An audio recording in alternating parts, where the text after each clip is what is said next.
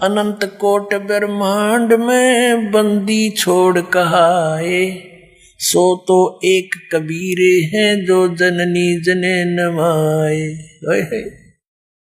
परमात्मा सब concept clear हो जाएंगे इस परमात्मा की वाणी तय। शब्द स्वरूपी साहेब धनी, शब्द से अंध सब माही, बाहर भीतर रम रहा जहां तहां सब ठाही। जल थल पृथ्वी गगन में बाहर भीतर एक, पूर्ण ब्रह्म कबीरे हैं वो अवगत पुरुष।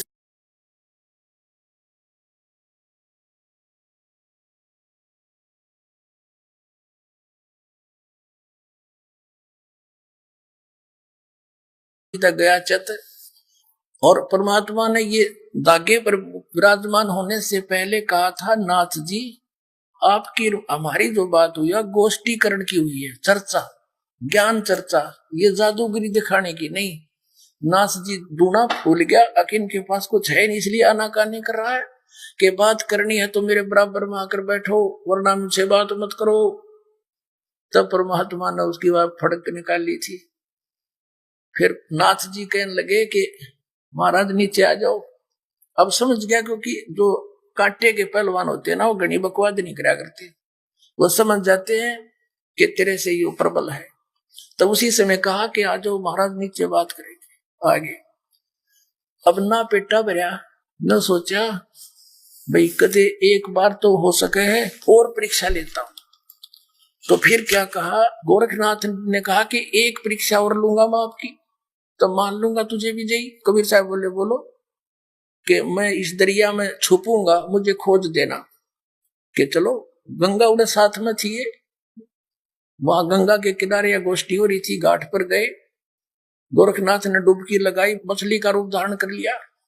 परमात्मा ने पकड़ के वह मछली गोरखनाथ बना के पटड़ी में बैठा दिया। अकेले नाथ जी वो देखो,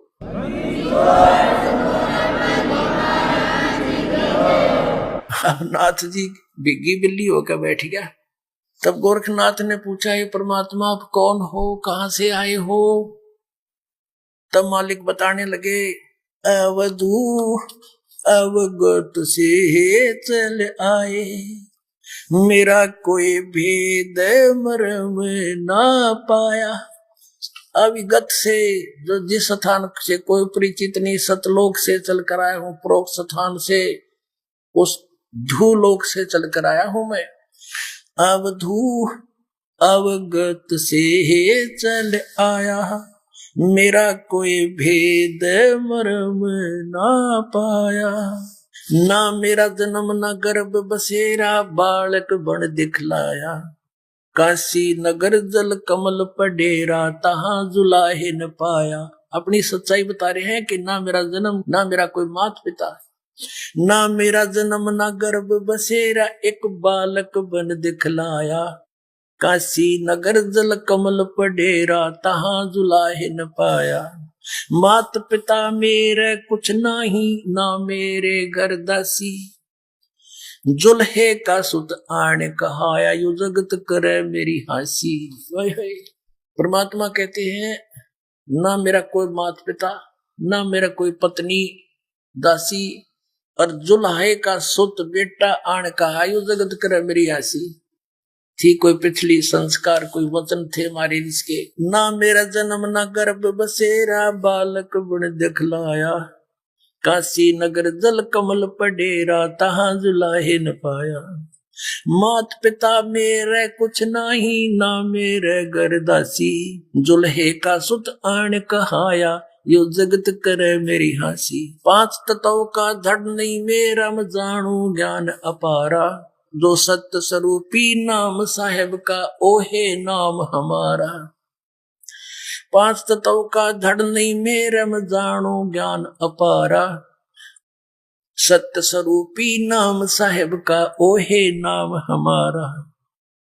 अदर दीप गगन गुफा में तानिज वस्तु सारा, तेरा ज्योत स्वरूपी अलख निरंजन, यो भी धरता ध्यान हमारा। हाड चाम लहू ना मेरे, कोई जाने सतनाम उपासी, तारण तरण अभय पद दाता मैं हूं कबीर अविनाशी। पुण्यात्मा परमात्मा ने क्या कहा कि मात पिता मेरे नाना मेरे गरदासी और जुल्हे का सुत आण कहा जगत करे मेरी आसी। फिर क्या बताया कि ये 5 तत्व का शरीर धड़ नहीं मेरा, मैं जानू ज्ञान अपारा और सत स्वरूपी नाम साहिब का ओहे नाम हमारा। फिर कहते हैं अधर दीप गगन गुफा में था निच वस्तु सारा सतलोक के अंदर और तेरा ज्योत स्वरूपी यू अलख निरंजन यू विदरता ध्यान हमारा। मेरी पूजा करता है, ये ध्यान करता है। जैसे पुण्यात्मा गीता जी का ज्ञान इस ज्योत निरंजन ने दिया ब्रह्म ने श्री कृष्ण में प्रवेश करके, और ये कहता है 15वें अध्याय के 4थे श्लोक में कि तत्वदर्शी संत की प्राप्ति के पश्चात परमेश्वर के उस परम पद की खोज करनी चाहिए जहां जाने के बाद साधक फिर लौटकर कभी संसार में नहीं आता, और मैं उसी की शरण हूं, उसी की पूजा करनी चाहिए, ऐसी धारणा बनाकर। गीता जी अध्याय नंबर 18 के श्लोक नंबर 62 में इसने कहा कि अर्जुन तू सर्वभाव से उस परमेश्वर की शरण में जा, उसकी कृपा से तू परम शांति को और सनातन परम धाम को प्राप्त होगा। फिर 15वें अध्याय के 63वें श्लोक में इसने कहा कि गीता जी का ज्ञान जो मैंने कहना था तेरे सारा कह दिया, मेरी शरण में आना है तो युद्ध करना ही पड़ेगा, उसकी शरण में जाना है, परम शांति पानी है तो तत्वदर्शी संतों की खोज कर ले, वो तुझे जैसे बताए वैसे कर। फिर 18वें अध्याय के 63वें श्लोक में कहा कि गुप्त से गुप्त ज्ञान तुझे गीता जी का ज्ञान मैंने बता दिया, अब तू कर जैसा तेरी समझ में आवे। 18वें अध्याय के 64वें श्लोक में कहा कि अर्जुन एक और गुप्त से गुप्त ज्ञान बताता हूं, ये वही परमात्मा जिसके विषय में 18वें अध्याय के 62वें श्लोक में कहा है, वो मेरा भी पूज्य देव है, मैं भी उसकी साधना करता हूँ और उसी की भक्ति करके ये अपना 21 ब्रह्मांड चला रहा है। ये 21 ब्रह्मांड को परमात्मा इसको इसके तप के बदले में ये वहां बैठकर भी तपस्या करता रहता है। जैसे शिव रूप में बैठा देखा, यो शिव जी का पिता है, इसी रूप में भी होता है कई बार। तो क्या बताया है कि तेरा ज्योत स्वरूपी अलख निरंजन जिसको तू सुप्रीम पावर मान रहा है ब्रह्म, मैं इसका इष्ट देव हूं, ये मेरा पूजा करता है। तो पुण्यात्माओं अब इन प्रमाणों से स्पष्ट हुआ कि कबीर इज गॉड, अनंत कोट ब्रह्मांड का एक रति नहीं भारे, सतगुरु पुरुष कबीर हैं ये कुल के सिरजनहार। बोलो सतगुरुदेव की जय हो। परम पिता परमात्मा पूर्ण ब्रह्म सर्वश्रेष्ठी रचनहार कबीर साहिब, कबीर परमेश्वर जी, ये हम सब आत्माओं के जनक हैं, ये हमारे कुल मालिक, ये हमारे हमदर्द हैं, ये हमारे लिए भटक रहे। पुण्यात्माओं हमने एक बहुत भयंकर भूल कर रखी है, जिसके परिणाम स्वरूप हम यहाँ इस गंदे लोक में दुख पा रहे हैं। प्रत्येक प्राणी सुख की खोज में, धन की खोज में यहाँ घूम रहा है। किसी ने कोई साधन अपनाया है, किसी ने तो सुखी होने के लिए धन उपार्जन करना ही उद्देश्य मान रखा है, और किसी ने आध्यात्मिक मार्ग का सहारा लिया है, वो भी केवल सुख प्राप्ति के लिए। क्योंकि यहाँ इस लोक के अंदर वो वस्तु है ही नहीं जिसकी हम खोज कर रहे हैं। वो वस्तु कहां पर है? वो सतलोक के अंदर है। वो सुविधाएं जो हम यहां तलाश रहे हैं वो सतलोक के अंदर है। एक नमक की बोरी में पड़े हुए कोई कीड़ा यदि उसमें कोई स्वादिष्ट मिष्टान का टेस्ट ढूंढ रहा है, खोज रहा है, तो उसका व्यर्थ प्रयत्न है। वो तो बूरा की बोरी मिले फिर उसमें जहां भी मुख लगाएगा वहीं पर आनंद ही आएगा। तो ये 21 ब्रह्मांड इस भगवान काल के, इस ब्रह्म के सरपुरुष के, ये नमक की बोरी समझो। और सतलोक वो बूरा की बोरी है, खांड की बोरी है, तो वो तो खांड की बोरी में ही मिष्ठान मिलेगा, इस खारे नमक की बोरी में वो टेस्ट नहीं हो सकता। पुण्यात्माओं, ये बात जो दास बोल रहा है, ये किसी डूम भाट के गीत नहीं, ये किसी आम व्यक्ति की बनाई हुई कथा नहीं, ये उस सतपुरुष पूर्ण परमात्मा कबीर भगवान का दिया हुआ ज्ञान तो दास आपको बता रहे। इसके ऊपर आप 100% 100% विश्वास करना, क्योंकि हम इस काल के द्वारा इन नकली संतों, पंथों, आचार्यों के द्वारा हम इतने भ्रमित कर दिए कि भगवान का नामो निशान मिटा दिया। जितने पंथ उतने ही मंत्र, उतना ही भिन्न भिन्न ज्ञान, अपनी अपनी दंत कथा, अपने अपने लोक वेद बना के और हमारे अंदर अज्ञान ठोक दिया। पुण्यात्माओं, पूर्ण परमात्मा सतपुरुष कबीर देव जी हैं, कबीर साहब हैं, कबीर भगवान हैं। ये वो परमात्मा है जिसके विषय में चारों वेद गवाही देते हैं, उसके गुणगान करते हैं, और वही परमात्मा अपने विधान अनुसार काशी के अंदर, बनारस के अंदर, भारतवर्ष की पावन धरती पर, वैसे तो परमात्मा की सारे ब्रह्मांड से पृथ्वी उसी के अंतर्गत आती है, फिर भी जहां परमात्मा ने विशेष लीला की होती है वो इतिहास न्यारा होता है। काशी शहर में आए थे और 120 वर्ष इस धरातल पर रहे, एक जनसाधारण जैसी लीला की, अपने हाथों से काम करके निर्वाह करके दिखाया। ये सब लीला उस परमात्मा ने किस लिए की, क्यों करते हैं वो ऐसी, वो हमें ये दिखाना चाहते हैं कि भी परमात्मा के पाने के लिए ना तो घनी उच्च जाति की आवश्यकता, क्योंकि उस समय जब परमात्मा बनारस में आए थे, काशी शहर में आए थे, उस समय ब्राह्मण वर्ग, ब्राह्मण जाति जो थी, ये बहुत उच्च मानी जाती थी, और यही धारणा थी कि यही लोग परमात्मा से मिले हुए हैं और यही भगवान पा सकते हैं। सदग्रंथों का अध्ययन करने का अधिकार इन्हीं को है, इनका काम है ऋषि मुनियों का भगवान को खोजें, उनसे शक्ति संग्रह करें और फिर हमें बांट दें। हम इनकी सेवा करते, ये हमें आशीर्वाद देते। ठीक है, जैसा ये साधना करते, थोड़ा बहुत किसी से लाभ भी मिल जाता किसी को, तो वही बात थी, टायर से टायर में हवा भरने वाली बात है, दोनों कंडम हो जाते।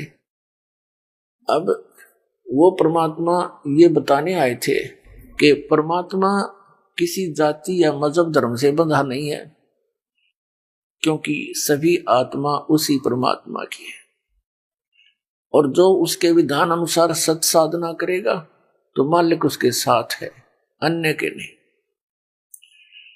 परमात्मा क्या कहा करते, जैसे कहते हैं कि सुर ही बंधी चमार के और बामण बोरा भांग, और जिनने सत भक्ति करी नहीं वो नाहक धारे सांग। अब क्या बताते हैं कि यदि एक चमार के घर पे, चरमकार के घर पे, यानी शूद्र जाति में, और उसने गौ बांध रखी है दूध वाली, और ब्राह्मण उच्च जाति का है और वो बो रहा है भांग अपने खेत में, अपने स्थान पर उसका प्रयोग है, तो ऐसे जो दूध अमृत है वो उस गौ से मिलना है, वो चाहे कहीं पर हो, ब्राह्मण का होगी तो उसको भी देगी, और चमार के घर पे है तो उसको भी देगी, शूद्र के घर पे है उसको भी दूध देगा, तो उस गाय से दूध मिलेगा। तो ये सत भक्ति चाहे कोई भी कर लो, इससे उसको प्रभु का, वो परमेश्वर का लाभ प्राप्त होगा। पुण्यात्मा, परमात्मा ने आकर हमें ये ज्ञान दिया, यदि वो मालिक यहाँ ना आते और हमें ये ज्ञान नहीं देते, पुण्यात्माओं, हम कभी अपने निज स्थान पर नहीं जा सकते। हम तो यहाँ पर एक अपनी गलती के कारण फंस गए। ये स्थान रहने का नहीं है, ये कोई लोक है या कोई व्यवस्था है। विचार करके देखो गहराई से, क्योंकि हमारे को इतना समय ना छोड़ रखा है इस काल भगवान ने, हम इतने टेंशन ग्रस्त कर दिए, सारा दिन एक पेट के लिए, एक निर्वाह के लिए, सारा दिन रात, दिन में काम करना, फिर रात को चिंतन उन्हीं का। हम ये सोच नहीं पाते कि ये क्या व्यवस्था है। सो पढ़ के सो जाओ, सुबह उठकर भागो, कमाओ खाओ, फिर सो जाओ, खाओ फिर सो जाओ, फिर मर जाओ। कोठी बनाने लग रहा है, इसमें ठाठ से रहूंगा, बनाते बनाते मौत होगी। अब ठाठ कहाँ रहे? तो परमात्मा ने आकर ये सत्य ज्ञान दिया।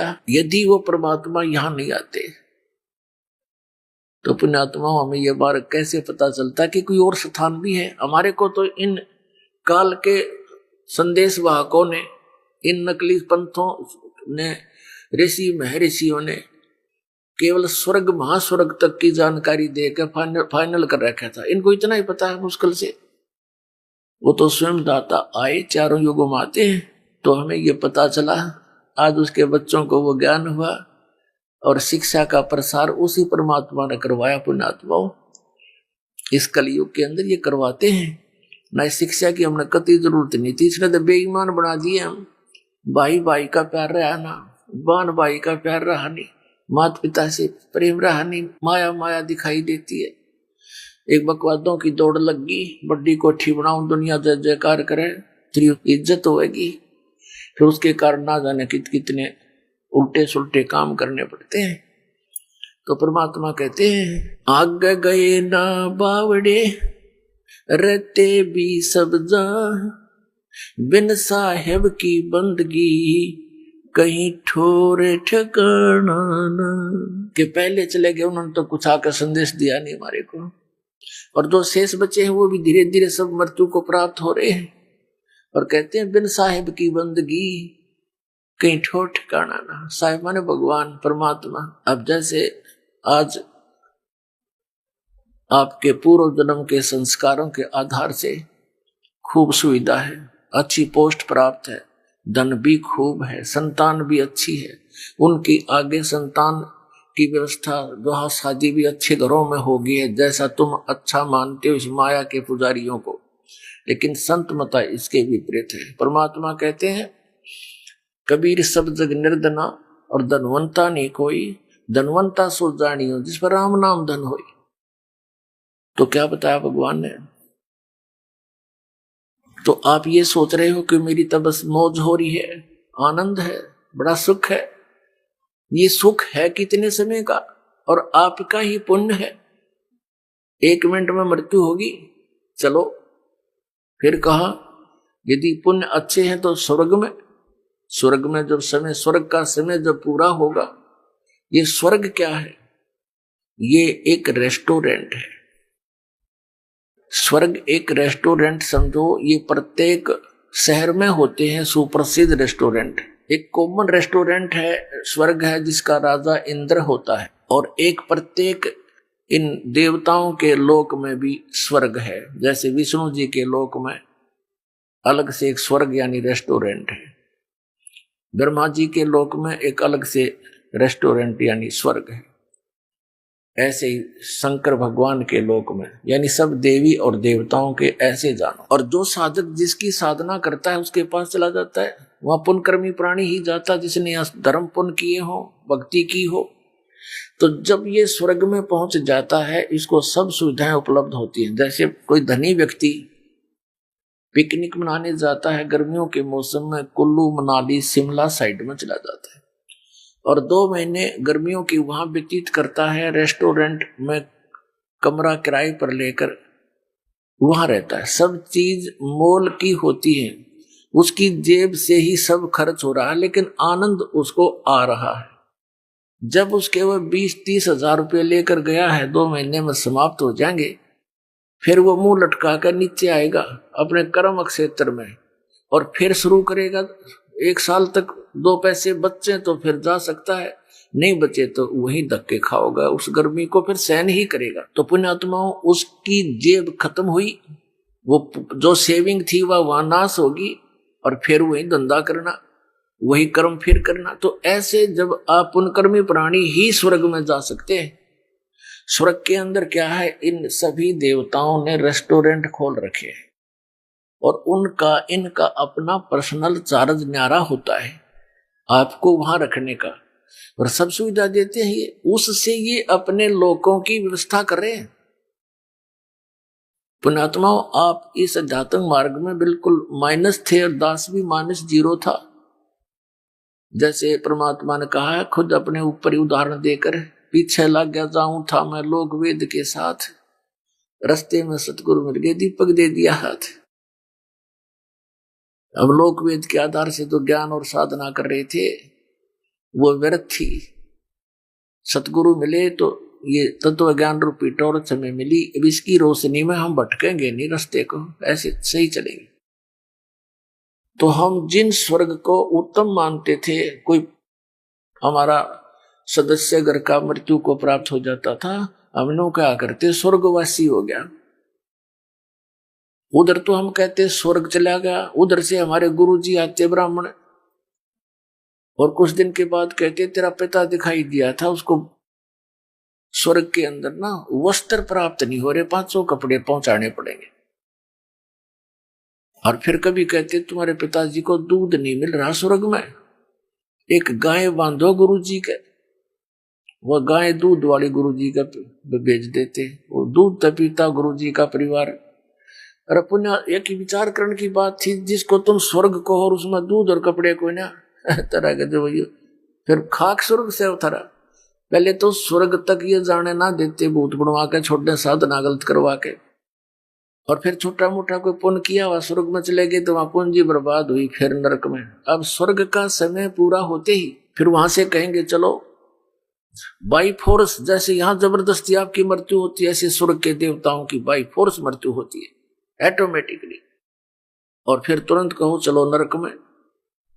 अब नरक का समय पूरा होते ही फिर कहेंगे चलो गधा बनो, गधे की योनि का समय पूरा होते ही फिर चलो कुत्ता बनो, कुत्ते की योनि पूरा होती फिर चलो सूअर बनो, और फिर मनुष्य बनो, फिर मृत्यु होगी फिर चलो, या चलो तो भाई सतलोक में मिटेगी, यहां तो नहीं रहेगी। अब परमात्मा कहते हैं आगे गए ना बावड़े, रहते भी सब जाही, बिन सत पुरुष की भक्ति कहीं ठोर ठिकाना नहीं। इस ज्ञान को देने के लिए स्वयं परमेश्वर आते, जैसा आप जी को बहुत बार सत्संग में समझाया है और प्रमाण दिखाए हैं। हमारे पवित्र वेद भी गवाही देते हैं, क्योंकि ये उस परम पिता का एक इतिहास है, उनकी जीवनी है, उनके गुण लिखे उस परमेश्वर के। ऋग्वेद मंडल नंबर 9 सूक्त नंबर 1 मंत्र 8 और 9 में, ऋग्वेद मंडल नंबर 9 सूक्त 86 के मंत्र 26 और 27 में, ऋग्वेद मंडल नंबर 9 सूक्त 82 82 के मंत्र 1 2 3 में, ऋग्वेद मंडल नंबर 9 सूक्त 96 96 के मंत्र 16 से लेकर 20 तक, ऋग्वेद मंडल नंबर 9 सूक्त 20 के मंत्र 1 में, ऋग्वेद मंडल नंबर 9 सूक्त 94 मंत्र 1 में, और भी ढेर सारे प्रमाण हैं। यानी हजारों की संख्या में ऐसे मंत्र हैं जो सीधे कबीर परमात्मा की महिमा, यानी पूर्ण परमात्मा की महिमा बताते हुए कह रहे हैं कि वो परमात्मा सतलोक में रहता है और वहां से गति करके चल के यहाँ इस मृतलोक में आता है। यहाँ आने का उद्देश्य क्या होता है कि वो उपदेश करने की इच्छा से वो तत्व ज्ञान बताने आता है, अच्छी आत्माओं को मिलता है, उनको तत्व ज्ञान का प्रचार करता है, अपने गवाह बनाता है, उनको अपनी वास्तविकता से परिचित कराता है। फिर वो संत जन जो दृढ़ भक्त होते हैं, परमात्मा की विशेष प्यारी आत्माएं होती हैं, फिर उस परमात्मा की आंखों देखी महिमा का वो गुणगान किया करते हैं। उसके लिए परमात्मा ने बताया कि सतयुग में सत सुकृत कह टेरा, त्रेता नाम मुनिंदर मेरा, द्वापर में करुणा में कहाया, कलियुग नाम कबीर दराया।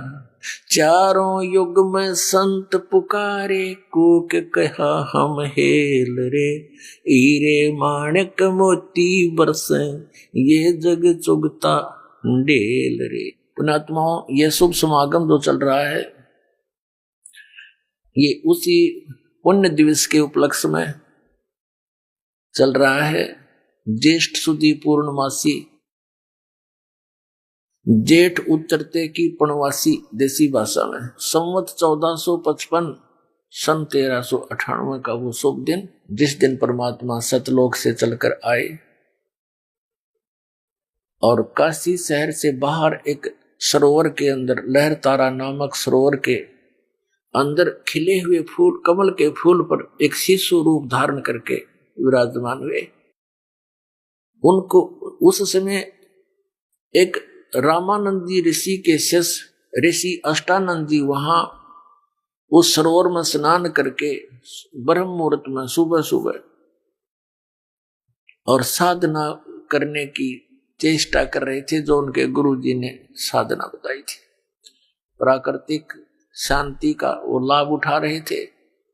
उन्होंने देखा कि आकाश से एक प्रकाश का पुंज गोला आया। आंखें उसकी चुंधियागी, जब देखा उस प्रकाश को, आंखें चुंधियागी, आंखें बंद हुई। क्या देखा कि एक बालक दिखाई दिया, शिशु। अपने आत्माओं, जैसे सूर्य की तरफ हम देखते हैं तो हमारी आंखें प्रकाश को सहन नहीं कर सकती, फिर आंखें बंद करते हैं तो प्रकाश रहित सूर्य का आकार दिखाई देता है। ठीक इसी प्रकार वो शिशु रूप धारण करके परमात्मा सतलोक से चलकर आए। ऋषि अष्टानंद जी ने जब आंखें खोली, देखा तो नहीं सहन कर सके उस प्रकाश को, आंखें बंद की तो क्या देखा कि एक शिशु का प्रतिबिंब दिखाई दिया। कुछ ही देर में क्या देखा कि वो प्रकाश एक उसी सरोवर के किनारे पर किसी कोने में सिमट गया। अंधेरा था, कुछ दिखाई नहीं दिया। उठकर चल पड़ा। उसने सोचा शायद मेरी भक्ति की कोई उपलब्धि है। ऋषि अपने गुरुदेव स्वामी रामानंद जी से जाकर पूछा कि हे गुरुदेव, आज मैंने भक्ति की साधना करते समय ऐसे ऐसे एक दृष्टांत देखा, इसका समाधान कीजिए गुरुवर। आकाश से एक प्रकाश का गोला आता नजर आया, आंखें बंद होगी, उसको सहन नहीं कर सकी, फिर आंखों में प्रतिबिंब क्या देखा कि प्रकाश रहित एक बालक दिखाई दिया।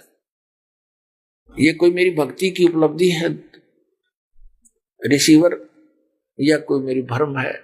तब ऋषि जी ने जैसा ज्ञान था बताया कि जब ऊपर के लोकों से अवतार यहाँ कोई लीला करने वास्ते आते हैं तो ऐसे तारे से टूटा करते हैं, और वो किसी माँ के गर्भ में जन्म लेगा, कुछ ही दिनों में यहाँ लीला करेगा। अब उसने इतना ही ज्ञान था, क्योंकि इनके भगवान माँ से जन्म लेकर यहाँ के भगवान कहलाते हैं।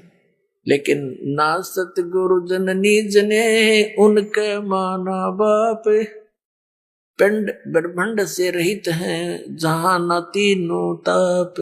और परमात्मा भी कहते हैं खुद, मात पिता मेरे नहीं ना मेरे घर दासी, जुल्हे का सुत आण कहाया जगत करे मेरी आसी। मेरे कोई माता पिता नहीं, ना मैंने कोई पत्नी यानी स्त्री धारण की, और मैं एक जुलाहे के घर लीला करने के कारण मेरे को दानक जुलाया कह मेरी मजाक बना रही है।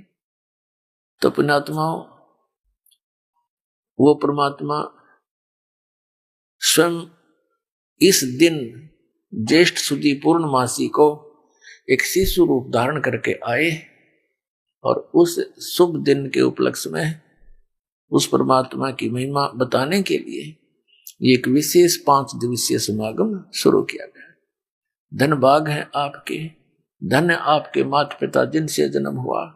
आपको ऐसे समय में इस प्राइम टाइम के अंदर मनुष्य जीवन और ये तत्व ज्ञान का भंडार खुलवा दिया इस दास के द्वारा परम पिता परमात्मा ने, जो 600 वर्ष पहले परमात्मा ये भंडारा भर के गए थे अपने सुख संवेद में।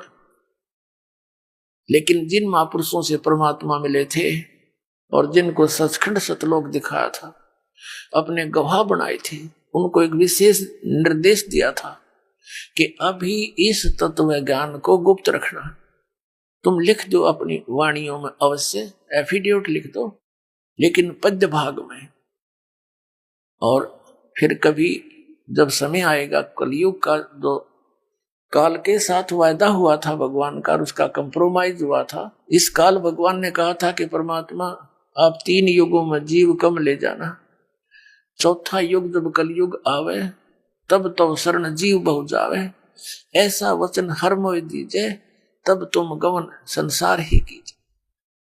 तो परमात्मा ने कहा था ठीक है, 3 युगों में जीव कम ले जाऊंगा, चौथा युग जब कलयुग आएगा तब तू टांग मत अड़ाना बीच में। तब इसने कहा था भगवान एक और अर्ज है दास की। काल ने कहा था परमात्मा से, कबीर जी से, अब परमात्मा ने कहा बोल क्या है कि भगवान जोर जबरदस्ती ना करना, आप अपना ज्ञान दे कर ले जाना, अपने बना कर ले जाना, आप जबरदस्ती ना करना, मेरे ज्ञान पर आश्रित मेरा, आपके ज्ञान को सुन के आप में भावित हो तो आपका ऐसे करना। तो परमात्मा को मालूम था कि मेरा बने बिना वहां कोई जा ही नहीं सकता, क्योंकि मुझसे तो ये बिछुड़ कर आए ही हैं। जब तक जिस आस्था से आप इस काल के साथ यहाँ आए हो, डटे नहीं डटे वहां पर, तो ऐसी ही श्रद्धा आपकी इस ज्ञान से और इस भक्ति के प्रेशर से आपकी इतनी आस्था बन जाएगी, इस विश्व में आपको कबीर परमेश्वर के अतिरिक्त कोई और भगवान दिखाई नहीं देगा पूरे विश्व में। ये देख लेना, एक दिन आएगा।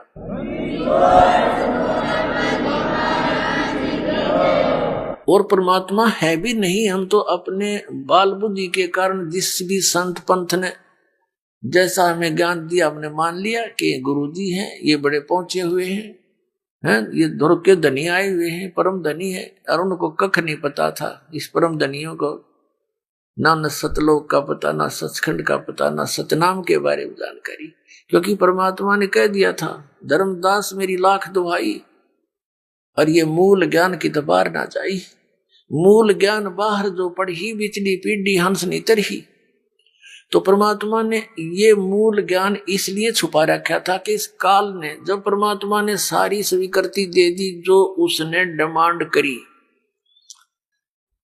और वचनबद्ध कर लिए भगवान को, परमात्मा को पता था इसने कर लेने दे, जो कराई तो इतना ही कर सकता है। जब परमात्मा ने सब वचन दे दिए इसको, तब इसने कहा कि जाओ जोगजीत रूप में, अपने पुत्र के रूप में परमात्मा वहां विद्यमान थे जब काल की और परमात्मा की ये गोष्ठी हुई थी। तब इस काल ने तुरंत आंख बदल ली और कहने लगा जोगजीत बेसिक आ जाना तुम कलयुग में और ले जाना जितने मर्जी हंस तुम चाहो, लेकिन कलयुग के अंदर इनको इतना कंडम कर दूंगा, अपने नकली दूत संदेश वाहक भेज के झूठे पंथ चला के तेरे नाम ते, कबीर नाम ते, सतलोक के नाम ते, सचखंड के नाम ते, इतने पंथ और इतने गलत ज्ञान प्रचार करवा दूंगा। और देवी देवता मंदिर तीर्थ मूर्ति पूजा पर इतना, कर्मकांड पर इतना आरूढ़ करवा दूंगा कि जिस समय तुम आओगे या तुम्हारा कोई संदेश वाहक आएगा, दूत आपका, उससे पहले पूरे विश्व में सबको भ्रमित करवा दूंगा, तेरे नाम ते नकली पंथ बनवा दूंगा, सतलोक सचखंड की महिमा गाया करेंगे और नाम मेरे काल के दिया करेंगे, नकली नाम दिया करेंगे। और उन पंथों में जितने भी होंगे वो जीव, वह सब मेरे ही मुख में आया करेंगे। 12 पंथ करूं मैं साझा, नाम तुम्हारा ले करूं आवाजा। 12 पंथ नाम जो ले ही, वो मेरे मुख में आन समोई। और अनेक पंथ चलाऊं, या विद जीवों को वरमाऊं। जोग जीत जाओ संसारा, जीव न माने कहा तुम्हारा। अब ये काल कह रहा है जीव तुम्हारा कहा न माने, हमारी ओर हो बाद बखाने। हमारे वकील बनेंगे वो सारे, इतना गलत ज्ञान भर दूंगा उनके अंदर और हमारी तरफ होकर के तुम्हारे साथ वाद विवाद किया करेंगे। तो पुण्यात्माओं, तब परमात्मा ने अपनी प्यारी आत्माओं को, जिनको वो मिले, उनको एक विशेष हिदायत दे दी थी कि मेरे पे एक रहम करना कि इस मूल ज्ञान को और इस सत्य नाम को डिस्क्लोज ना करना, किसी को आप ये मंत्र दान भी ना करना, और नहीं तो ये काल के दूतों के हाथ लग जाएगा सतनाम 2 अक्षर का। और ये अधिकारी तो ये होंगे नहीं, क्योंकि अधिकारी बिना यू काम करे नहीं। और फिर जब हम आएंगे या अपना कोई दास भेजेंगे इस कलयुग के प्राइम टाइम में, ये प्राइम टाइम है या बिचली पीढ़ी है। परमात्मा ने कहा था कि मूल ज्ञान बाहर जो पढ़ी तो बिचली पीढ़ी हंस नहीं तरही। मूल ज्ञान तुम तब तक छुपाए जब तक ये द्वादश पंथ ना मिट जाए। तो अब वो समय आ गया पुण्यात्मा, जो परमात्मा ने निर्धारित किया था। इसको पवित्र कबीर सागर के अंदर इसको ठीक बोला, ठीक का समय। परमात्मा ने सूक्ष्म वेद में कहा कि कलयुग बीतते 5500 पाचा, तब ये वचन मेरा होगा साचा। तो पुण्यात्मा ये कलयुग 5500 वर्ष बीत चुका है, आगे ये चल रहा है। तो अब वो समय है बिचली पीढ़ी का। जैसे इस दास का जन्म हुआ 8 सितंबर 1951। उस समय भारतवर्ष में शिक्षा नाम की चीज नहीं थी और शिक्षा की तरफ किसी का विशेष ध्यान था भी नहीं। और 1947 में भारत स्वतंत्र हुआ, 1951 में दास का जन्म हुआ। उसके बाद भारतवर्ष के अंदर शिक्षा की बाढ़ सी आ गई, बुढ़े भी पढ़ा दिए। ये परमात्मा की कृपा थी। और अब इससे पहले का जो समय था वो प्रथम चरण था कलयुग का, और अब ये बिचली पीढ़ी चल रही है, क्योंकि प्रथम चरण में परमात्मा स्वयं आए और उस समय ये ज्ञान दिया था कि कलयुग प्रथम चरण कलयुग निर्वाणा, तब मगर मांडू मैदाना, मगर से शरीर जाऊंगा। और अब ये बिचली पीढ़ी और लास्ट की जो कलयुग का एंड होगा, लास्ट का समय होगा, अंतिम समय, उस समय सभी प्राणी नास्तिक हो जाएंगे। कोई भगवान को चाहने वाला लाखों में एक होगा और सब कृतज्ञ होंगे, शराब मांस तंबाकू खाया करेंगे, सब दुराचारी हो जाएंगे, बहुत छोटे छोटे कद हो जाएंगे, आयु बहुत घट के 20 वर्ष की रह जाएगी और 5 वर्ष उसमें से खंड होगी। जैसे आजकल हम 100 वर्ष मानकर चलते हैं तो 80 और 75 90 तक कोई एक आधा ही पहुंचता है, नहीं तो 70 75 तक सभी चले जाते हैं शरीर छोड़कर। तो उसमें मैक्सिमम आयु जो कलयुग के अंत में मनुष्य की 20 वर्ष की होगी और 15 वर्ष तक सब मर लिया करेंगे, जवान भी हो लेंगे और वो सारे जो करना क्रिया कर लेंगे और बिल खोद कर रहा करेंगे। इतनी जनरेशन हो जाएगी, मकान नहीं बना पाएंगे और ज्यादा से ज्यादा 1.5 फुट का शरीर रह जाएगा इस प्राणी का। आप पिछले देख लो, पिछले इतिहास देख लो, अपने इस जीवन में देख लो कितना अंतर होता जा रहा है। एवरेज हाइट कितनी घटती जा रही है मनुष्य की। तो उस समय ऐसी स्थिति आ जाएगी, कच्चा मांस खाने लग जाएंगे, इतने दुराचारी लोग हो जाएंगे, कोई इज्जत और बेइज्जती का कोई हिसाब किताब नहीं रहेगा, कोई व्यवहार ठीक नहीं रहेगा किसी व्यक्ति का। तो उस समय तो भक्ति का नाम में नहीं चल सकता। तो अब ये बिचली पीढ़ी है, ये क्रीम है, ये समय है कलयुग का क्रीम। और ये अब पुण्यात्माओं के हृदय में, सबके हृदय में भगवान की चाह है। वो दूसरी बात है कि वो जो जहां साधना कर रहे हैं वहां उनसे कोई लाभ तो मिल नहीं रहा, फिर भी उनको कहीं और भी पता चलता है कि वहां शायद भगवान है, तो वहां भी दौड़ जाते हैं। तो ये समय अभी परमात्मा ने इसलिए रखा था। अब पुण्यात्माओं, जैसे ये दास पहले भगवान विष्णु श्री कृष्ण का कट्टर पुजारी था, फिर इसके पैरेलल हनुमान जी आ जाते तो उनका कट्टर पुजारी, फिर अपना घरेलू देवता बाबा श्याम जी याद आ जाता, वो भी श्रद्धा उतनी है। शंकर भगवान की चर्चा आती, वो भी उतना ही प्यारे। ये जो साधनाएं हम कर रहे थे और हमें कोई अपने संस्कार प्रारब्धवश लाभ हो रहे थे, तो हम ये सोचा करते ये भगवान ना ठाठ कर रखे। अब इनका इतिहास देखे, इनकी जीवनी देखी कि ये तो खुद कहते हैं हम ना तो किसी ने लाभ दे सकते, ना किसी को हानि कर सकते। हानि तो यूं नहीं कर सकते, ये देवता अच्छी आत्मा है, और लाभ देने का इनकी पावर नहीं, तो ये तो न्यूट्रल है। इनको हम सब समर्थ मान रहे थे, या गलती हमारे गुरुओं की थी, इन शंकराचार्यों और आचार्यों की थी। इन्होंने ब्रह्मा विष्णु महेश जी को सुप्रीम पावर बता रखा, और इस काल भगवान को ही ये नारायण और कहते वो परमात्मा है, परब्रह्म परमात्मा, इसको परब्रह्म परमात्मा कहा करते। और इसके अवतार ये राम और कृष्ण विष्णु को मानते हैं। और लास्ट में घुमा फिरा कर श्री राम श्री कृष्ण और शंकर भगवान को सुप्रीम पावर इन्हीं की पूजा पर दृढ़ करते थे। तो ये इनकी जो पूजाएं थी हम कर रहे थे, लेकिन इन्होंने कहीं नहीं लिखा कि हमारी पूजा करो। हनुमान जी ने कहा लिखा कि मेरी भक्ति करो, हम खाम का पीछे लग रहे थे उसका। वो तो भगत आदमी था और वो खुद भक्ति करता था। कोई भक्त है आप बुद्धिमान शिष्ट और उसकी कोई और पूजा करे माथा टेके, वो कहा ना भाई, बुद्धिमान तो ये कहेगा ना भाई गुरु जी से नाम ले, मेरा इतना व्योत नहीं है, मैं भी भक्ति कर रहा और तू भी कर, उन्हीं से उपदेश ले। तो ऐसे ही हनुमान जी की जो टेंडेंसी थी ऐसे ही थी। और हम क्या, हमारी तो एक वो भाव बना हुआ है इस काल प्रेरणा से, जैसे कोई हीरो है, वो अपने रोजी रोटी के लिए तो उछल कूद चटक मटक कर रहा है और हम उसने चाहे वाह भाई मेरा तो फेवरेट है, यू फेवरेट हीरो है, टट्टू तेरा फेवरेट बता के देगा तो नहीं। तो नो इस हनुमान के पीछे लाग दिया, पहलवान था, पहाड़ उठा लिया, अच्छे गढ़ दिए हुए, लंका फूक दी, हम इस पर प्रभावित हो गए। अब कहने का भाव दास का ये नहीं है कि ये कोई बुरे व्यक्ति थे या बुरे भगत थे, नहीं, ये नेक आत्मा थी लेकिन पूज्य नहीं थे, आदरणीय है।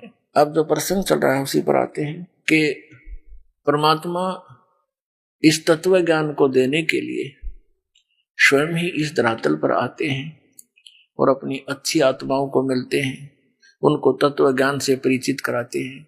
तो यहाँ अब ये कलयुग का जो समय आ गया है, ये पीक टाइम है, ये प्राइम टाइम है या बिचली पीटी है।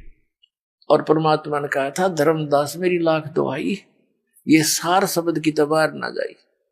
सार शब्द एक तो मूल ज्ञान है, ये मूल ज्ञान जो दास आपको बता रहा है ये तत्व ज्ञान है, दिया हुआ कबीर भगवान का। दास तो एक है ये टेप रिकॉर्डर और उसका भेजा हुआ दास है, उसका कुत्ता है। आप उसके बच्चे हो, आप धनी हो, आप धनियों की हानि हो रही है, चोर लगे हुए हैं क्योंकि आप सत भक्ति ना करके नकलियां का फंसे हुए हो। इसलिए आपको भौंक भौंक कर जगा रहा है कि संभलो, जागो, तुम्हारी चोरी हो रही है, तुम्हारा अनमोल धन नष्ट हो रहा है। अब जो पुण्यात्मा होते हैं वो कुत्ते की आवाज को सुनकर धनी होते हैं, वो अवश्य जागते हैं। निर्धन तो पड़ा रहेगा, उसने सोचा दो थाली पड़ी है, ठा ले जाएगा, को उठाओगा तो सोवन ठाटते। और जो धनी होते हैं वो अवश्य फड़कते हैं, यानी जो पुण्यकर्मी प्राणी है वो कहीं भी नकलियों के फंसे हैं वो अवश्य फड़क रहे हैं इस दास की आवाज को सुनकर, क्योंकि ये सत्य पर आधारित है। वो केवल निराधार कथाएं सुना रहे हैं वो दूसरे नकली पंथ और संत। तो पुण्यात्मा अब वो समय आ गया है, परमात्मा ने 600 वर्ष पहले कहा था कि एक समय आएगा धर्मदास, पूरे विश्व में मेरा ही ज्ञान रहेगा और पूरे मेरे बच्चे मेरे को पहचानेंगे और मेरी शरण में आवेंगे, सतनाम का नाम लेकर के सतलोक जाएंगे।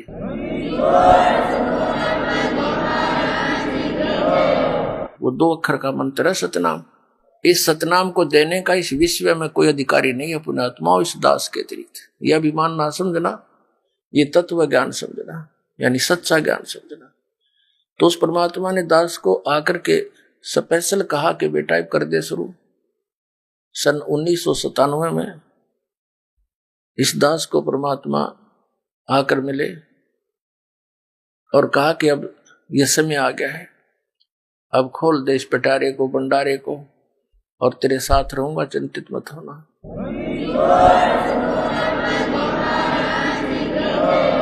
तो उसी का परिणाम है, उन्हीं का आशीर्वाद है, मेरे पूज्य गुरुदेव जी की रजा है कि ये दास उस परमात्मा के संदेश को उसके बच्चों तक पहुंचाने में सफल हुआ। कठिनाई बहुत उठाई, क्रोथा कांड इसी का परिणाम था, क्योंकि परमात्मा के बच्चे हैं सभी, जो हमारा विरोध कर रहे हैं वो भी उसी के बच्चे हैं। लेकिन वो काल का फंस गए, काल ने उनको अपना हथियार बना लिया, नकली आचार्यों को, गुरुओं को। लेकिन समर्थ के सामने इन नकलियों की पारी बसावे को ने अपने कर्म बिगाड़े, कर्म खराब कर लिए उन लोगों ने, और ये पाप के भागी बन गए। जो ये ज्ञान और 2 वर्ष पहले जनता तक पहुंचना था, वो 2 वर्ष की बाधा उन्हें पैदा कर दी और इतना दूर कर दिया समाज को। मुझे इस दास के बारे में अफवाहें फैलवा कर, मीडिया का भी सहयोग लेकर के, और काल का उद्देश्य यही था कि लोग इसे इतनी नफरत करें, नाम से भी नफरत हो जाए, और कोई वहां पहुंचे नहीं, कहीं काल की पोल ना खुल जाए अज्ञान की। लेकिन समर्थ का आदेश और समर्थ का बनाया हुआ ये विधान, इसके बीच में जो अवरोध पैदा करता है वो महामूर्ख और अंधे गधे जैसा होगा। जैसे रेल की मार्ग पर अंधा गधा खड़ा होकर के और अवरोध पैदा करने की चेष्टा करता है, तो उसकी कितनी समझदारी है, क्योंकि उसके आंख कोने और उसमें बुद्धि नहीं।